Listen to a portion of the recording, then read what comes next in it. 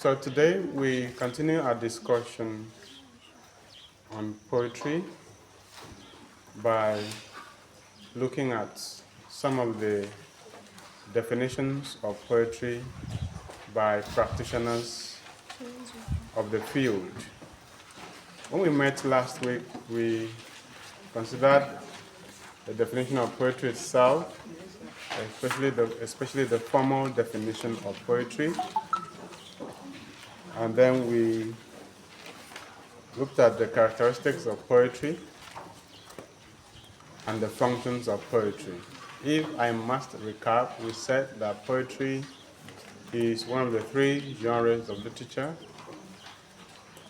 written in lines and stanzas. It is characterized by economy of words because poetry is the shortest of the three genres of literature, but is also the eldest.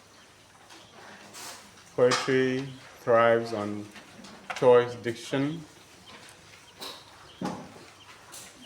Poetry is normally opaque in meaning, conventionally opaque in meaning, because the poet has to communicate so much in such a little space.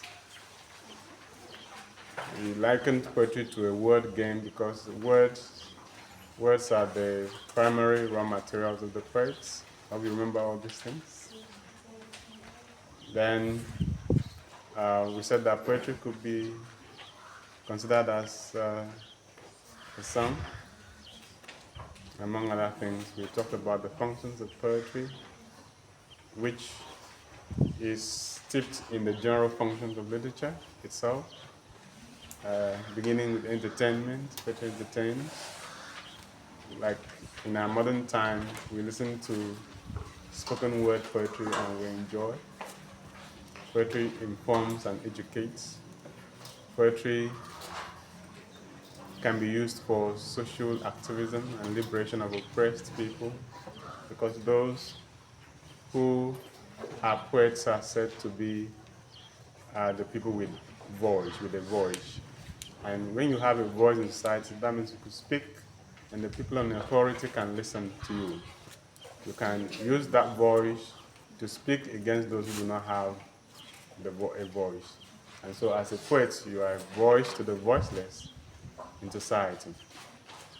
So poetry can be used to push against oppression and marginalization. Poetry can also heal. We saw poetry is therapeutic. So, having said that, we have to realize that many poets and critics of poetry have defined poetry in their own way. And so that's what we want to look at this morning before we proceed to types of poetry and then to elements of poetry. First, there are in this text fundamentals of poetry, co-authored by Professor Chidi T. Maduka and Lukeyo. They have written down definitions of poetry from different authors, which might interest you, apart from giving you information on the basic things you need to know about poetry as upcoming writers and poets. So you can get a copy if you need it. In it, you have the definition of poetry by Archibald MacLeish. Archibald is spelled Archibald. Archibald, Archibald.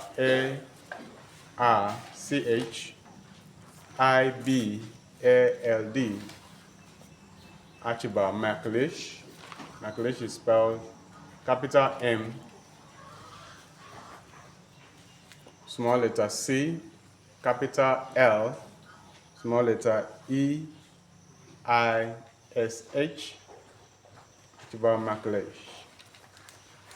In his definition, Archibald MacLeish says that a poem should not mean but be, quote and unquote. A poem should not mean but be. So, this is the formalist definition of poetry. This is the formalist definition of poetry. It emphasizes the formal existence of poetry and places less emphasis on its meaning, because here the meaning of the poem lies in its form. Okay? This definition emphasizes the formalist perception of poetry, how the formalists perceive poetry, what poetry means to the formalists. Formalist is spelled F-O-R-M-A-L-I-S-T. The formalists placed emphasis on the form of literature compared to what the literature means. Because in formalism, meaning is in the form of the work itself. And by form, we mean all the properties that come together to make up the work of art. By form, we mean all the features that come together to make up the work of art. The formalists emphasize form and structure. The poem should not mean but be. The poem should just exist. This definition emphasizes the ontology of the poem rather than what it means. The ontology of the poem rather than what it means. Ontology is spelled O-N-T-O-L-O-G-Y. It emphasizes the form and structure of the poem, including the physical structure of the poem, how you see the way it appears on the page. That is what makes the poem, as far as this definition is concerned. A poem should not mean but be. And so when we are talking about the form, we are talking about the house of how the poem got into existence. The mechanics, everything that made the existence of the poem possible, especially the language. Then William Wordsworth defines poetry as the spontaneous overflow of powerful emotions recollected in tranquility.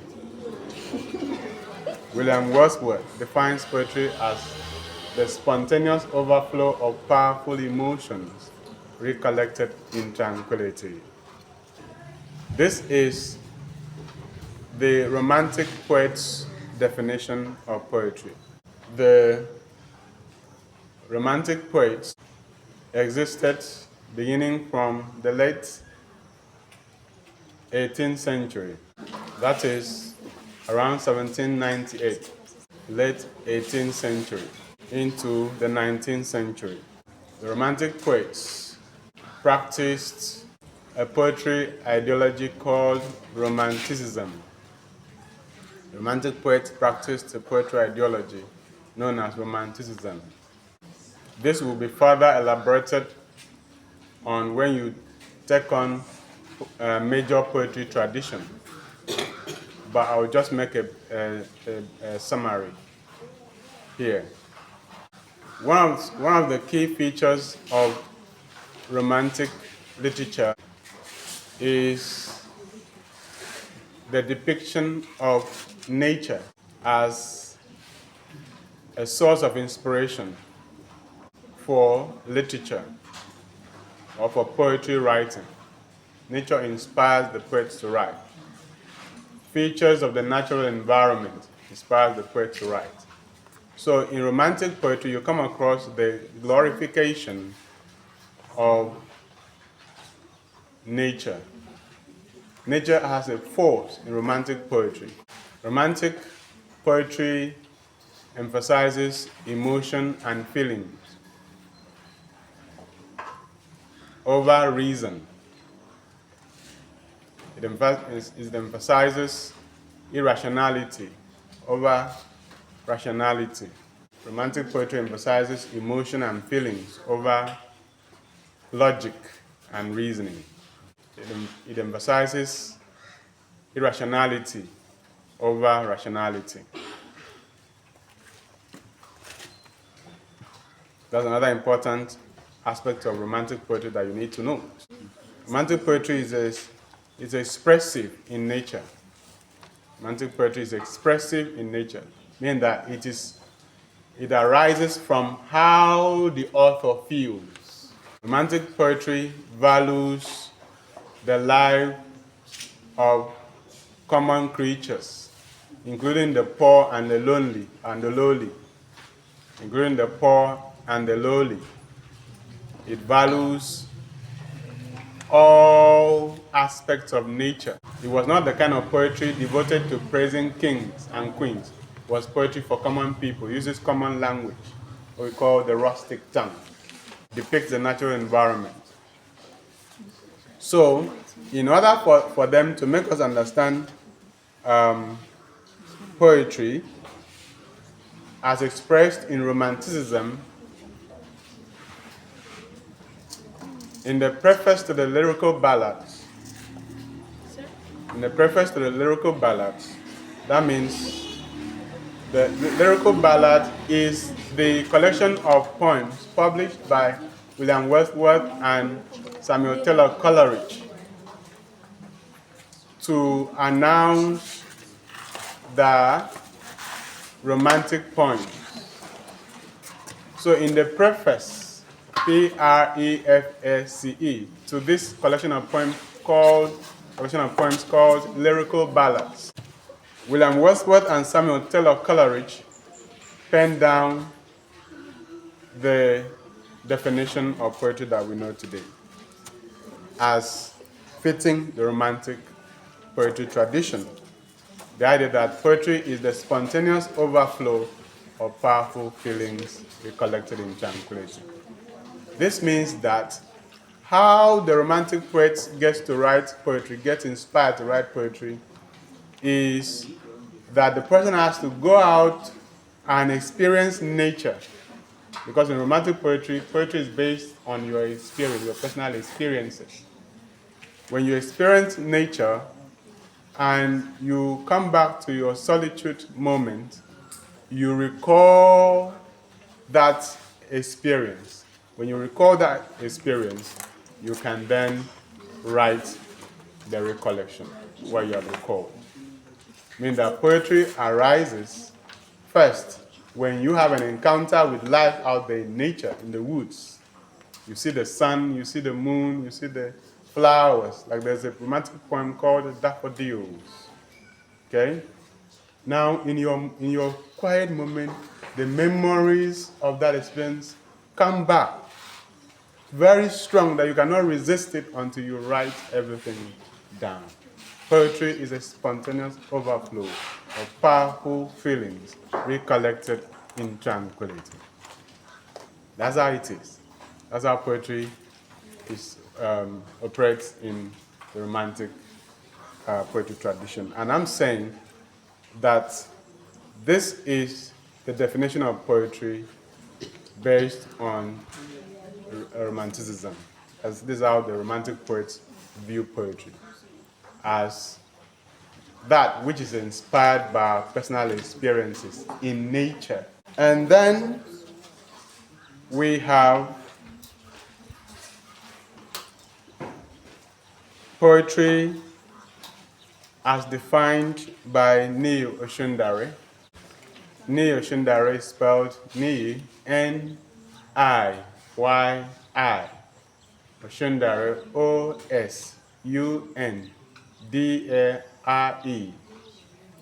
Poetry as defined by Niyi Oshundare. I have the complete poem here, so you be patient and I'll read all, and then we'll take the relevant lines and discuss. Because Niyi Oshundare believes that against the conventional understanding that poetry has to be difficult, poetry has to be opaque, poetry has to be obscure, Niyi Oshundare believes that poetry has to be open, transparent, simple, so that everybody can understand, especially the masses, especially the common people. Poetry should also be something that the common people can understand. That's what he says in this poem. But let me read first. Poetry is not the esoteric whisper of an excluding tongue, not a claptrap for a wandering audience, not a learned quiz entombed in Greco-Roman law. Poetry is a live spring which gathers timber. The more throat it plucks, harbinger of action, the more mind it stays. Poetry is the hawker's ditty, the eloquence of the gong, the lyric of the marketplace, the luminous ray on the grass morning dew. Poetry is what the soft wind whispers. Poetry is what the soft wind musics to the dancing leaf, what the soul tells the dusty path, what the bee hums to the alluring nectar, what rainfall croons to the lowering eaves. Poetry is no oracle's kennel for a soul philosopher's stone. Poetry is man meaning to man. Poetry is not the esoteric whisper of an excluding tongue, not a satirical response, including town, not a claptrap for a wandering audience, not a clap matter for wandering old, not a learned quiz entombed in Greco-Roman law. not an enemy of itinerary law. Poetry is a live spring which gathers timber. The more throat it plucks, harbinger of action, the more mind it stays. Poetry is the hawker's ditty, the eloquence of the gun, the lyric of the marketplace, the luminous rays on the grass morning dew. Poetry is what the soft wing music to the dancing leaf, what the soul tells the dusty path, what the bee hums to the alluring nectar, what rainfall croons to the lowering eaves, what the rainfall croons to the lowering eaves. Poetry is no oracle's kennel for a soul philosopher's stone. Poetry is man meaning to man.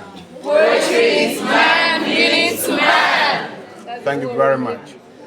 So, if you paid attention to what Neil Shindler has to say about poetry, you'll see that Neil Shindler brings a fresh dimension, a different dimension to our understanding of poetry. In the modernist conception of poetry, poetry is supposed to be opaque, it's supposed to be difficult to understand. It's supposed to be a field that only a few can have access to. You need to be very educated in order to understand poetry. Because poetry was like a kind of code where only the initiate will understand its meaning or whatever is said there. Poetry was like a field that is governed by a kind of language that only the initiate will understand. But Neil Shindler feels that poetry should be liberalized in such a way that even the common people will understand. The language of poetry should change to the point that even the common people should understand what poetry means. And this is the understanding of poetry in committed literature. Everybody say committed literature. Or literature of social commitment. You can write it down because committed literature of social commitment means a kind of literature that aims to transform society positively. That means this type of literature is not just for its aesthetics, for its enjoyment. All right? Literature is not just for enjoyment or aesthetics, or for beauty, or for decoration. Poetry, literature, in social commitment has a role to play in the development of society, in bringing about positive changes in society. Poetry is not, literature is not just what we read, enjoy, love, and forget. When it comes to literature of social commitment, literature aims to transform situations in society. And if you're going to write a kind of literature that transforms situations in society, then you need to be able to communicate to as many people as possible, especially the common people, the masses. And you know that the masses are not so educated. The masses have not, a greater number of people in Nigeria and Africa have not gone very far in school. All right? In fact, as you go higher, the number drops. So you get to PhD, which will be the smallest number people who have in the community. So if you are going to carry everyone along, then you have to tone down your language. So you won't write like Shoyinka will write his poems. We know that poets like Shoyinka, Wole Soyinka, Christopher Okibo, and J.P. Clark are known as the obscurantists because they write in very choice and difficult language that only the most educated will understand them. Shunda simply says, if we continue to write this kind of poetry, we will miss the masses, we will lose the masses. We will not be able to change anything because they won't understand what we are saying. Because poetry has what it takes to transform society, bring about revolution, change our leadership, make development happen in society. But if we don't communicate what we know to the masses in the language that they understand, then there's no need to write. That's what Shunda is saying. Poetry is man, meaning to man. That means when I speak, the common man should understand me in my poetry. That's what Shunda is saying. And so it gets to a point where you can even use pidgin to write your poetry. As long as your audience understands the pidgin, you can communicate to them because the masses need to be educated first of their situation. Some people are in chains, but they don't know that they're in chains. They enjoy themselves, they go out, they're happy, but they don't know that they're oppressed, that they're in chains, that they're suffering. Okay? But when you communicate the social realities to them in the language they understand, they will now rise and take action. Okay? So sometimes the common man just knows that garri is difficult to buy, that things are hard, they don't know how. So it takes someone who actually knows what is happening to tell them, this is how you can change that situation. And you can do that through poetry. So in order to write that kind of poetry, you need to change your language to make it accessible to the common man. So that's what Shunda says in this poem. So the most important stanza in this poem is the last stanzas. The last stanzas. Poetry is no oracle's kennel for a soul philosopher's stone. Poetry is man, meaning to man. Okay? So Yours Sincerely has also defined poetry. In the collection Songs of Our Time by Ayo Item, I have attempted the definition of poetry. In fact, in most of my collections, I try to speak on the craft of poetry itself. You can see that even in Afro Rococo, I talk about poetry, even in Virtual Chants here, right? And so on. So let's see what Ayo has to say about poetry. It is in the collection Songs of Our Time. So what is poetry? What does poetry mean in my own craft? Okay? Poetry, what is poetry? What is poetry when the words fry like a cara in the inferno of critique? What is poetry if the content defeats the form in the contest for relevance? What is poetry if meaning flies in the face of pompous jargons? What is poetry when the theme of justice is shrouded in myth and mystery? What is poetry if the poet is plagued by the poverty of words? Poetry is time recorded in quotes. It is the laughter of nature. Poetry is the tears of man dried on the pages of the Melina tree. It is the wit that withstands the swords of the ages. Poetry refines the defined moments of man into the gasoline of pleasure, instruction, and inspiration.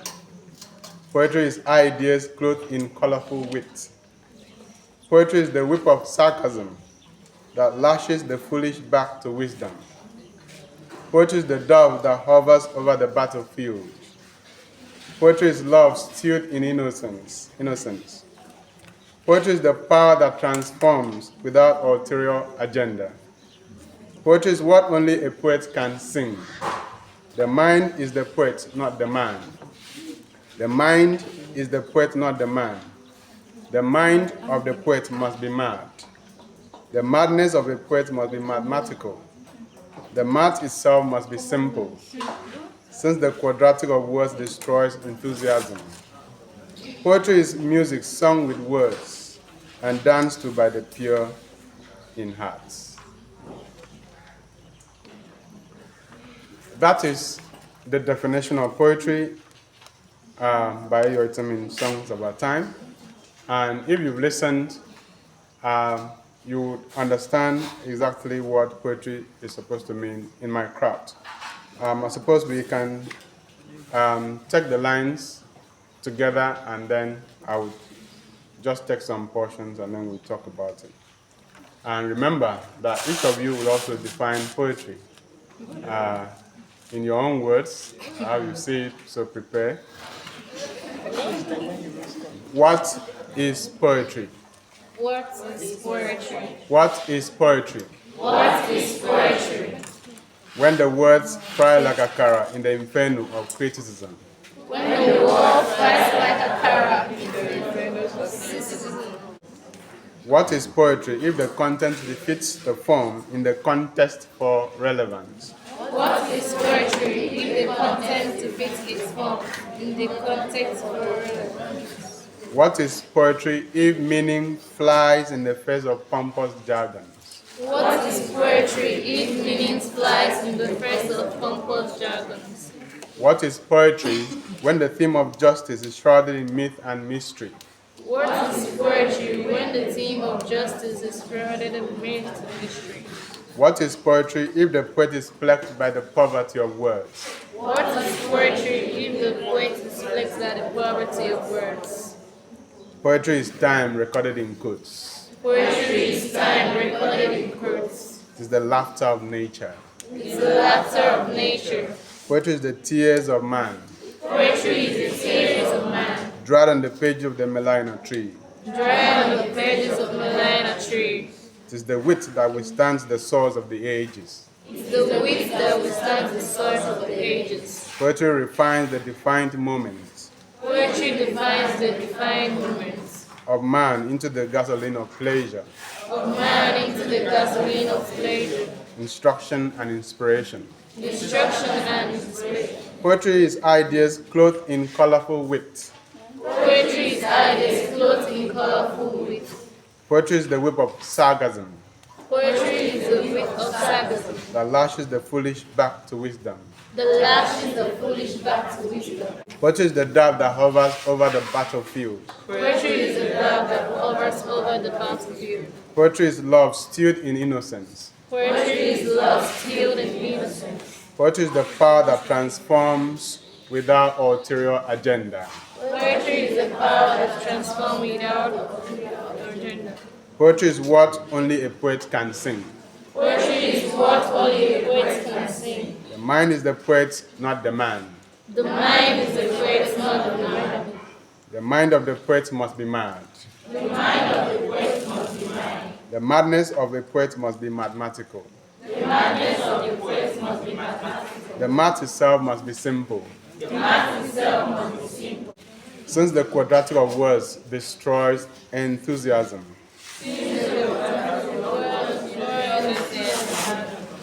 Poetry is music sung with words. Poetry is music sung with words. And danced to by the pure in heart.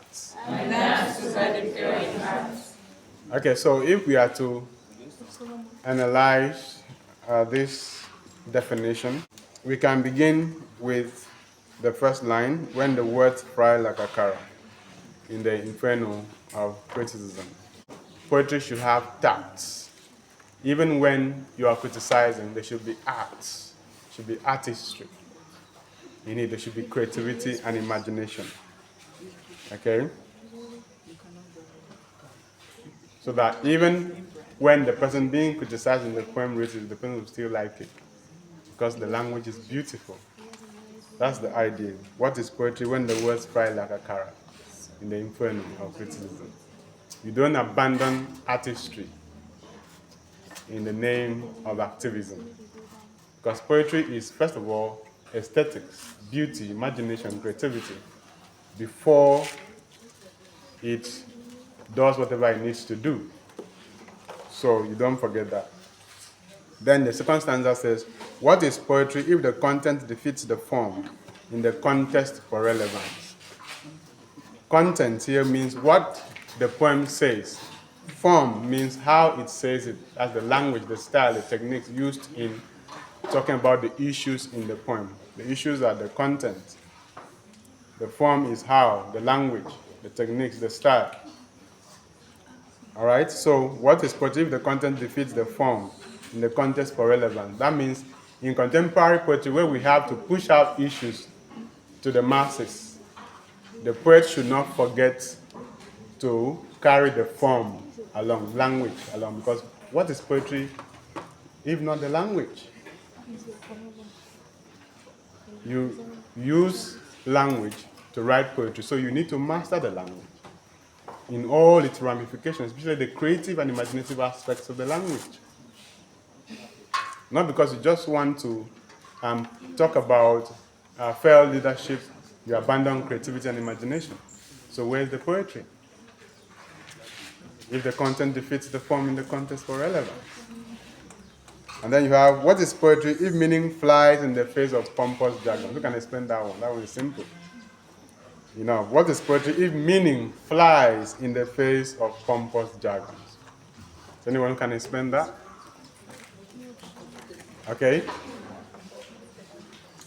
So this stanza aligns with aligns with the Neo Shundare's idea of poetry. Okay, that the poetry is man meaning to man. What is poetry if meaning flies in the face of pompous jargon? Remember that the dominant trope in this poem is rhetorical question. Right from the beginning, I've been asking questions. Okay? In the first line, in the first stanza, we had a simile, when the words fly like a carrot. Right? And so you need to have that beauty of language there to make it poetry. And so, what is poetry if meaning flies in the face of pompous jargon? Means that you need to keep your language simple so that the common people will understand. Okay? Not because you want to impress them that you know important words, big words in the language. And then you lose your audience because you want to sound highfalutin. You want to sound hypnotic. Want to sound like you've gone to school very far and you have left your village people behind. Whereas the education should actually teach you. Your higher education should actually teach you how to communicate with your village people and they understand it. Because if you cannot communicate with them, then you did not go to school. Right? But some people just feel that they need to go back to the village and oppress the villagers.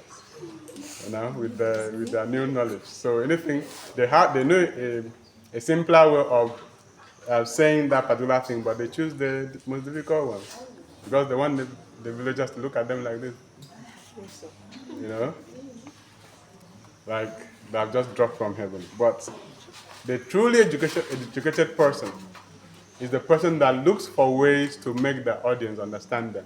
Even though those audience are children, uneducated people, You find the language that will make you resonate, make what you say resonate with them.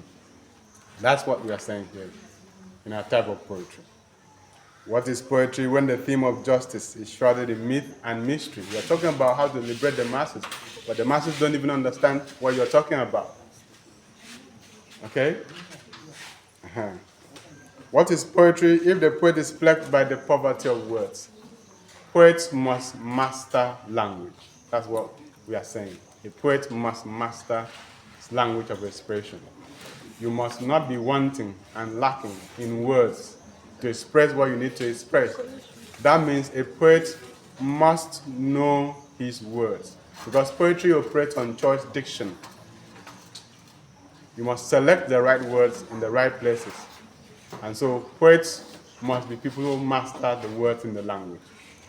So you might be poor in other things as a poet, but not when it comes to words. That's what we're saying. Okay? And then we say poetry is time recorded in quotes. By that we mean that poetry depicts the moments of life in ways that can be deciphered by the people when they read what was written. Because poetry, I said it right from the first class, poetry operates in quotes. In fact, every form of writing is coded, it's encoded. And then there's a decoder, who is the reader. Okay? So the quotes include the marks on the page, including everything that takes for you to decipher what is written on the page. Okay? So there's still that element of puzzle in poetry, even when you want to use transparent language. So poetry remains an art whose meaning you must seek before you find. The meaning is never completely open, no matter how simple the language is.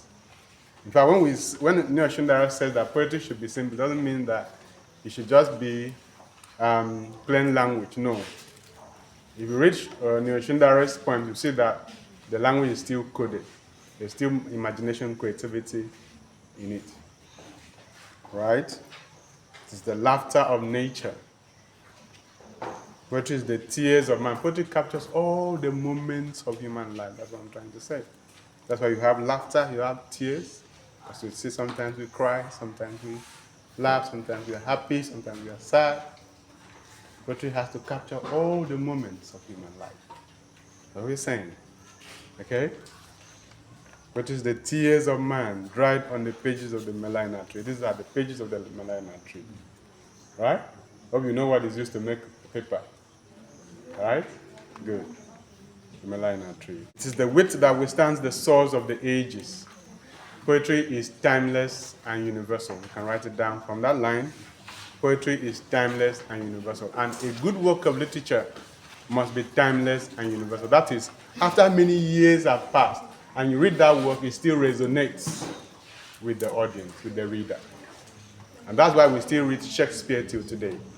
That's why we still read Jane Austen till today. All right? Pride and Prejudice, we still read till today. Shakespeare was written in the 16th century. Shakespeare's works were written in the 16th century, but we still read them till today, after many centuries. And they still speak to us as if they were written yesterday.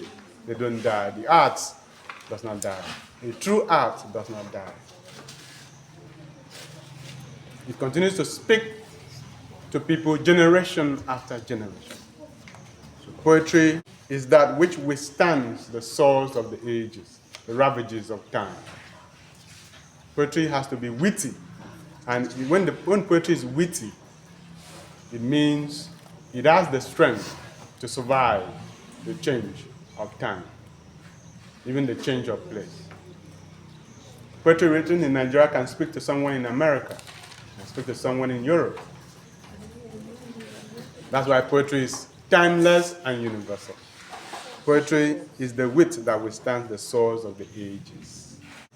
Poetry does not die. Poetry never dies. Everybody say poetry never dies. Poetry never dies. True poetry never dies. True poetry never dies. Poetry refines the defined moments of man into the gasoline of pleasure, instruction, and inspiration.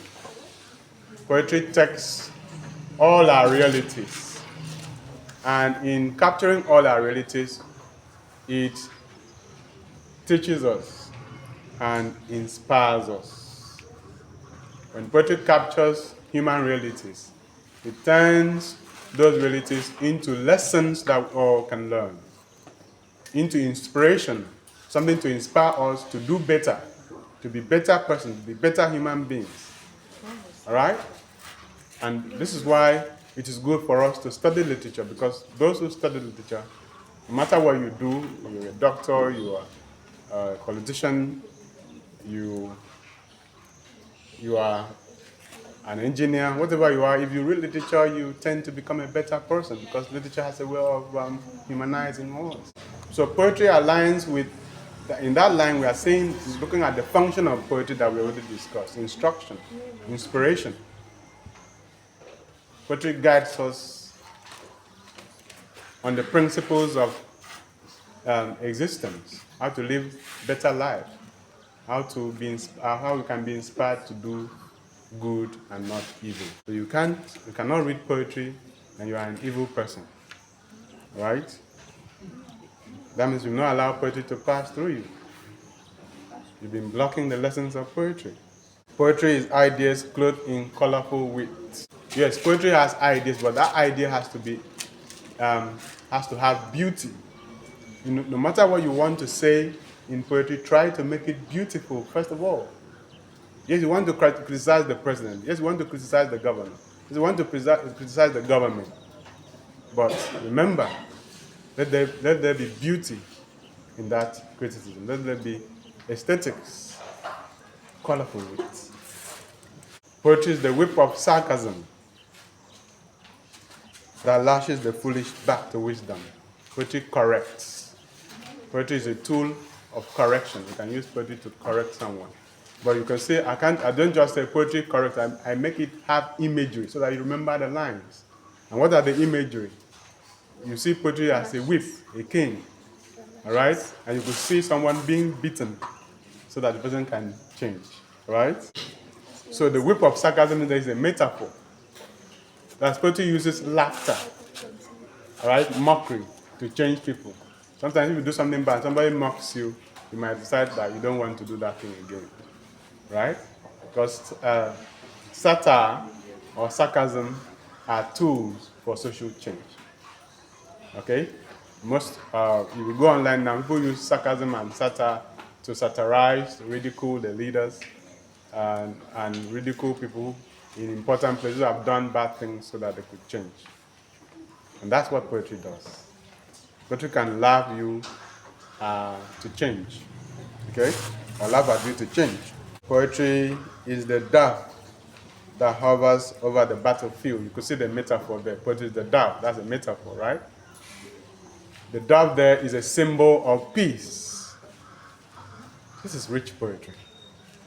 Poetry is the dove. That's metaphor. But then the dove itself is a symbol, symbolizes what? Peace. In conventional signification, the dove signifies peace. Really, when war is concerned, when there is a battlefield and you see a dove coming, that means peace has arrived. So poetry is the dove that hovers over the battlefield.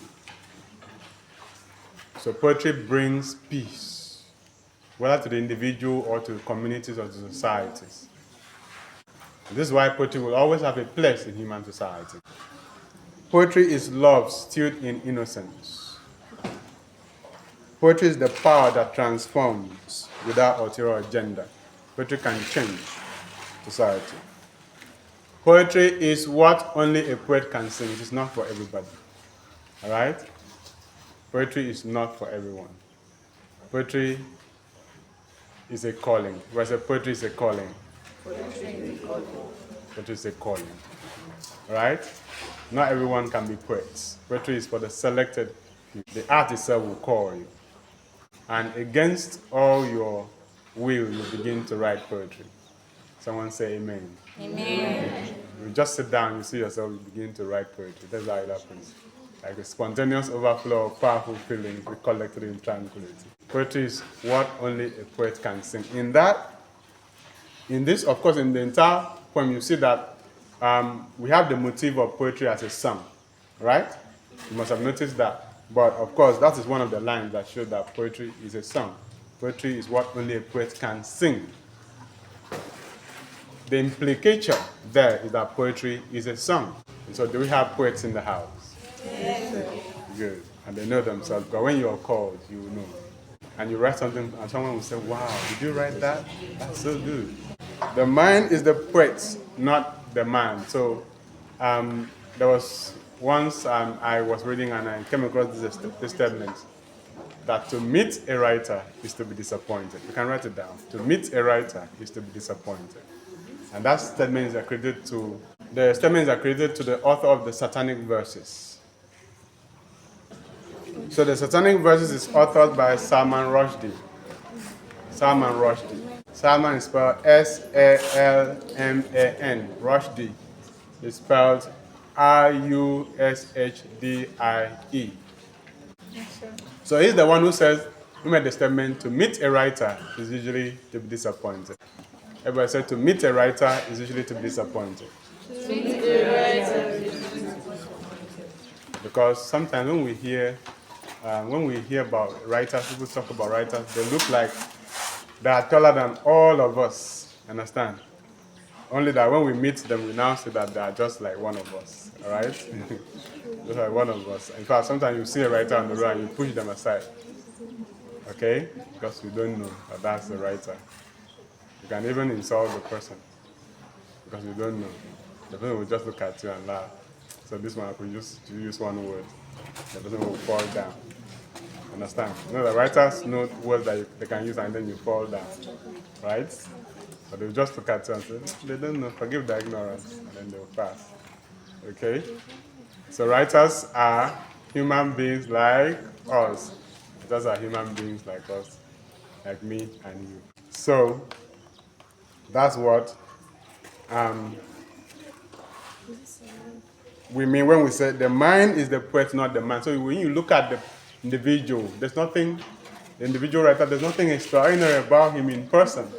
Whether you meet Soyinka today, in fact, if they don't tell you that that's Wole Soyinka, you will say that that's maybe that one old man, maybe it's a wine tapper. Until they tell you that that's Wole Soyinka. I understand? So that's how it is. But what makes the writer different from every other person? It's the mind. The writer's mind does not work the same way like the minds of ordinary members of society. But ordinarily the writer is an extraordinary human being. But not in the physical appearance. Okay? But where? It's in the mind. The mind is the poet, not the man. The mind is the poet, not the man. That's the only difference. And that's a big difference. And so if you're a writer, what you need to develop is your mind, not your looks. All right? Not your looks. That's nothing to do with it. After all, Salman Rushdie has already said that to meet a writer is usually to be disappointed. It is never in the looks, it is always here. All writers every day upgrade their mind so that they can be different at all times from the ordinary person in the street. Because the writer is not an ordinary person. The poet is not an ordinary person. But the extraordinariness of the poet is in the mind. So the mind is the poet, not the man. The mind of the poet must be mad. The madness of the poet must be mathematical. The idea of madness is relative in the sense that sometimes the madman usually says that the other people who are not mad are the mad person. You see a madman, you say, "Live here, you are mad." You understand? So at the end, you wonder who is really mad between the madman and the person who claims not to be mad. Okay? The math itself must be, the madness of the poet must be mathematical. This is a kind of calculated madness, rational madness. It simply means that the mind of the poet is different from the ordinary people in society. And because of that, they may think of him as mad, while he also thinks of them as mad, because madness is always relative. Sometimes you see a madman in the gutter and you pity the person. Oh, see this man lying in the gutter.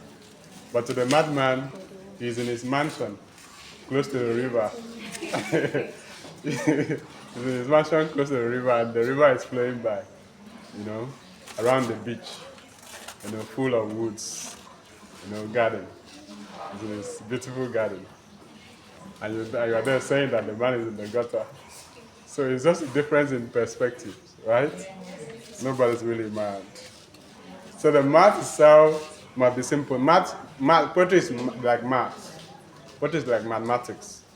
People normally, conventionally, we think it should be difficult, all right? But there's a way to make it simple, and that's what poets should do, all right? And the other line that I want to, because when poetry is difficult, people lose enthusiasm. People don't like it. All right? That's what I'm saying. That's what I'm saying. Since the quadratic of words destroys enthusiasm, when people read poetry and they can't understand, they lose interest. But if it's something they can identify with, they will enjoy. That's why poetry has to be simple, beautiful, and enjoyable. Poetry is music sung with words and danced to by the pure in heart. It's only when you are pure in heart that you can enjoy poetry. Otherwise, you'll be suffering all through. You know why it's going to be suffering all through? Because poetry will be pointing out your sins, all your wrongdoing, every line is pointing out all your wrongdoings, and you cannot enjoy because you're not pure in heart. You're an evil person. Evil people cannot enjoy poetry. When evil people see poetry, they frown. Because they know that every line will be like, remember what you did? Remember that thing you did, it was bad. Remember that thing you did, it was bad. Change, repent. That's what poetry does. And so it's only the pure in heart that will dance to the music of poetry. All right? And that's where we bring our class very close to them. When we come back, we'll take on types of poetry and then move on to elements of poetry. A very beautiful, beautiful moment. Thank you, sir.